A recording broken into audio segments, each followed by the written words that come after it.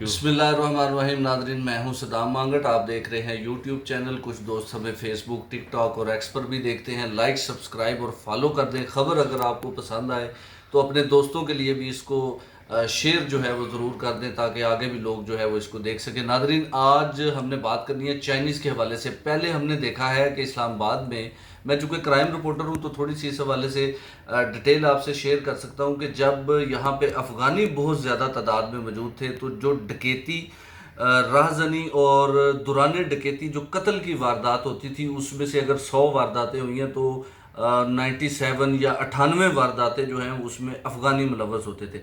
अब एक और बड़ा टेक्निकल क्राइम जो है वो इस्लामाबाद में शुरू हो गया, क्योंकि अब अफ़गानियों को यहाँ से हमने निकाल दिया है। तो अब साइबर क्राइम से रिलेटेड क्राइम की जो शरह है वो बहुत ज़्यादा हो गई है, और मुख्तलिफ़ किस्म के क्राइम में अगर मुलव्वस लोग हम देखते हैं कि कौन से हैं, अफ़गानियों के बाद अब दूसरा नंबर जो है वो चाइनीज़ का है। गुज़श्ता रोज़ FIA और NCCIA national cyber crime investigation agency की जानब से मुश्तरका तौर पर क्रैकडाउन किया गया है। इस्लामाबाद, रावलपिंडी के मुख्तलिफ़ इलाकों में ये क्रैकडाउन किया गया है, और जिसमें मजमूई तौर पर 374 चाइनीज़ को गुज़श्ता रोज़ जो है वो गिरफ़्तार किया गया है, और इन गिरफ़्तार चाइनीज़ को रावलपिंडी और इस्लामाबाद के मुख्तलिफ़ इलाकों से पकड़ा गया है।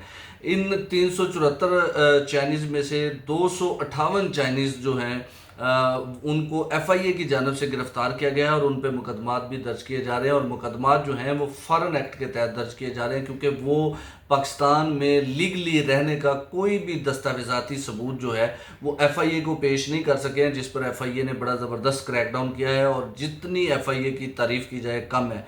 अच्छा, साथ ही NCCIA को भी अगर हम शामिल करें तो NCCIA ने 116 चाइनीज़ को गिरफ़्तार किया है। इन चाइनीज़ में ये कॉल सेंटर पर काम करते थे। अब हमने देखा है पिछले दिनों में भी कि मुख्तलिफ़ जो कॉल सेंटर हैं वहाँ पर मुख्तलिफ़ सॉफ्टवेयर्स की मदद से, मुख्तलिफ़ तरीक़ों की मदद से लोगों के साथ मुख्तलिफ़ तरीक़ों से जो है वो फ्रॉड किया जा रहा है।